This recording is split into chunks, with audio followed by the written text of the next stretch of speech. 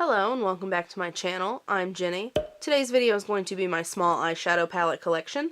As you can see, I have a lot. Eyeshadows are my absolute favorite things to collect, and I love to try new formulas. Just a little bit of a heads up, if you see something moving like right up here under the blankets, my cat is asleep under the blankets, so don't be alarmed if my comforter starts to move. But without further ado, let's go ahead and jump into my small eyeshadow palette collection. The first palette that I have is the new Wet n Wild Rosé in the Air palette, which is a dupe for the Modern Renaissance palette by Anastasia Beverly Hills. I will have that review linked up here for you. It was a comparison of the two.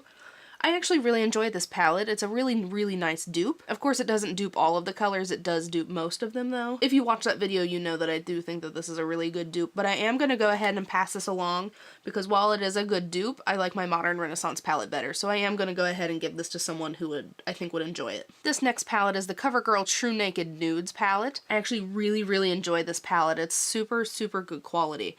I really like the shade range in it too, because I know a lot of palettes, for whatever reason, tend to stick to more shimmer shadows. This one actually has 4 mattes in it with a really nice range. I am going to keep this because I really do enjoy the looks that come out of this little palette. So this next one is the Sephora Eye Contouring Colorful 5 pan palette thing, and I think it's in the shade Tan. My aunt got this for me for my birthday, I think. This is actually a really nice little 5-pan palette. This shadow is mostly a glitter shadow. It's not like a shimmer. It's mostly like a glitter topper. But I do enjoy the looks that come out of it, but I don't really reach for it often. So I'm going to keep it, but I'm going to play around with it and see if it's worth keeping for me in my collection. So I'm going to try it a few more times and then make my final decision, but for now I'm going to go ahead and keep it. This next palette is the Makeup Geek and Manny MUA collaboration. Oh my gosh, these shadows are gorgeous. This is a beautiful collection of shadows. Makeup Geek has some of the best shadows around, in my personal opinion, and this Luna shade, I bought 2 single pans and a backup. I love this shade. It's my favorite foiled eyeshadow that Makeup Geek has ever made. Overall, the quality of this palette's really nice. I don't know if you can still get it or not.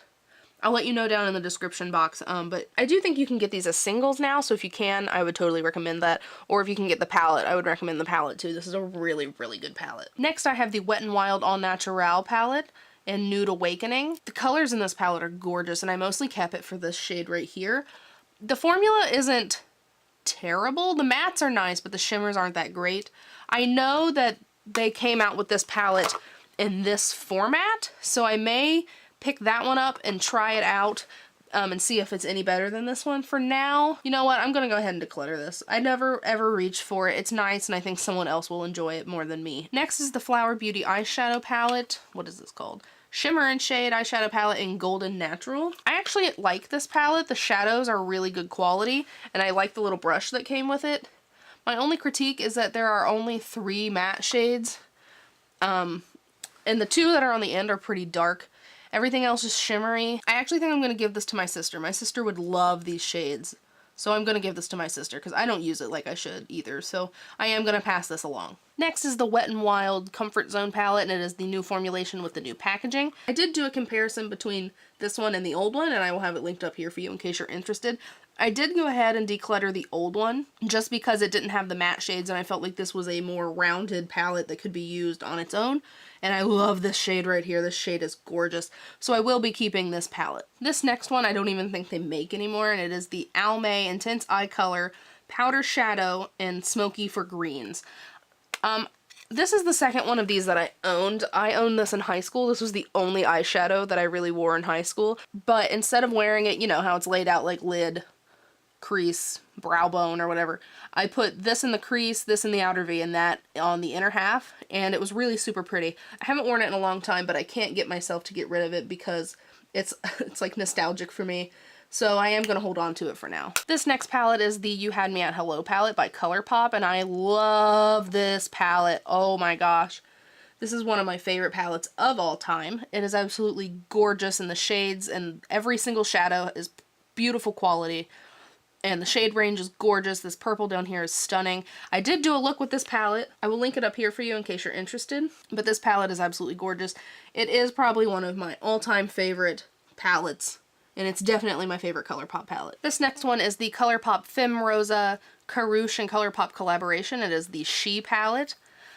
I really like this palette. I really, really like the colors in it because I really like those rosy toned eyeshadows. Similar to the one I just talked about, this has excellent quality and the shade range is absolutely gorgeous. I don't know a whole lot about Karouche, but she made a really good eyeshadow palette. This next one is the Wet n Wild Not a Basic Peach palette, and this came out with the new collection.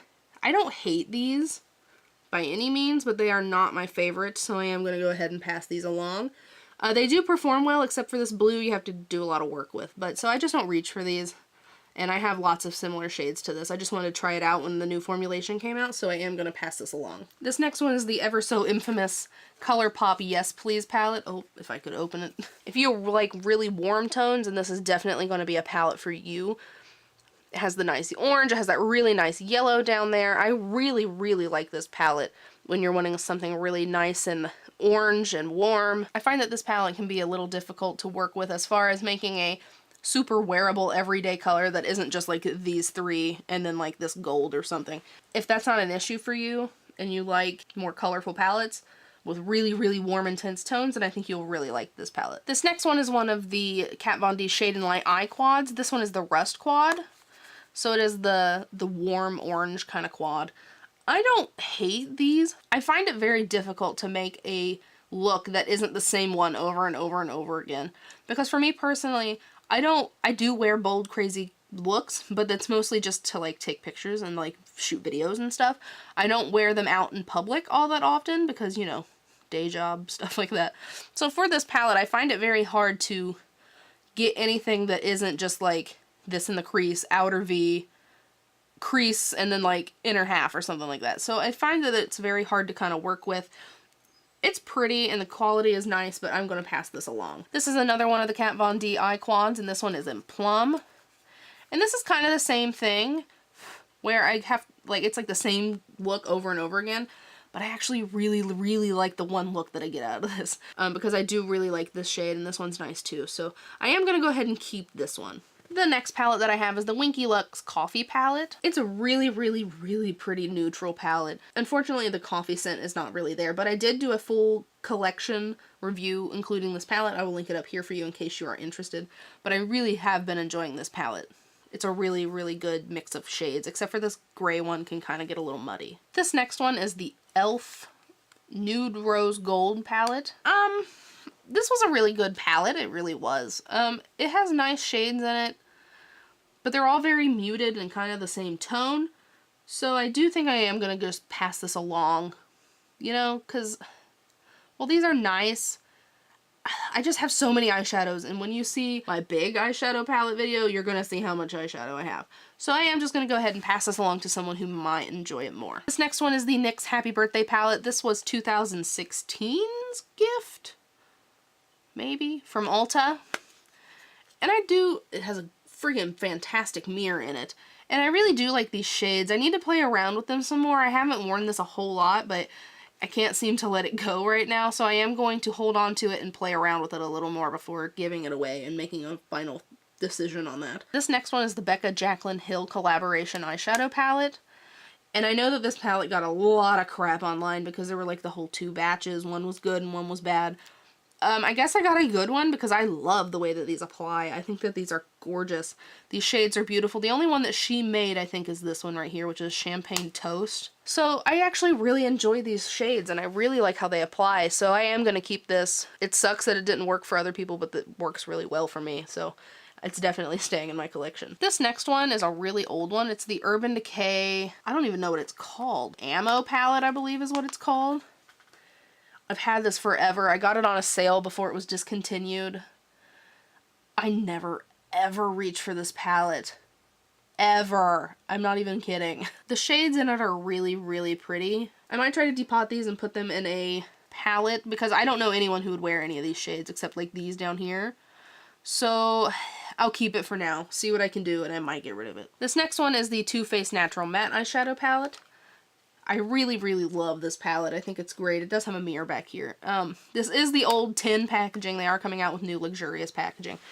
But I really, really like these shades. There's nice neutrals, warms, kind of some cooler tone shades. It's a really, really good all matte palette. But if you're wanting to spend a little more money, you have some Sephora, Ulta gift cards, something like that, and you want an all matte palette, this is really, really nice.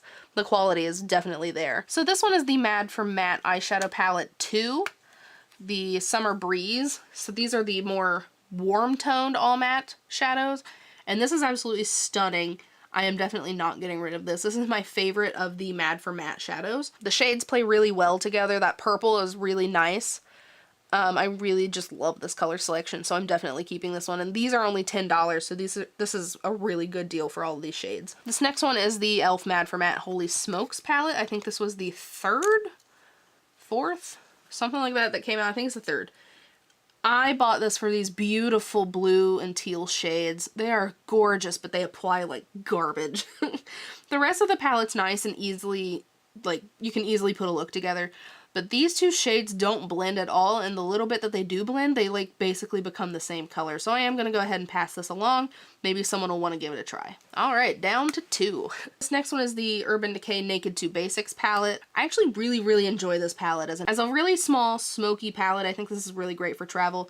These two shades down here, I know that they're so basic, but they're so good. Like this Skimp, it's kind of like a satin kind of shade. I really like it. I think that this is a really nice little palette that you can get simple looks and you can also get smoky looks, and I like that it's a little more cool tone. I really like that about this palette. So the last one I have for you is the original e.l.f. Mad for Matte eyeshadow palette, and as you can see, it's kind of the more neutral cool toned one of them. This one's just beautiful. The quality is really nice, and it's only $10. So if you're in the market for an all matte palette, I highly suggest this one. It's got the basic shades that everyone just kind of needs in an eyeshadow palette collection. And it's dirt cheap and it's really good, so I highly recommend this palette. So that has been my small eyeshadow palette collection. You should be happy to know that I am getting rid of 7 eyeshadow palettes, which is a lot for me. I didn't think I was going to get rid of that many, but it's called progress, guys. I know I have a problem. The next video in this series is definitely going to be my big eyeshadow palettes, so make sure you stay tuned for that. I hope you enjoyed this video. If you did, please give me a thumbs up, and if you would like to subscribe, please feel free, and I'll see you next time. Bye, guys.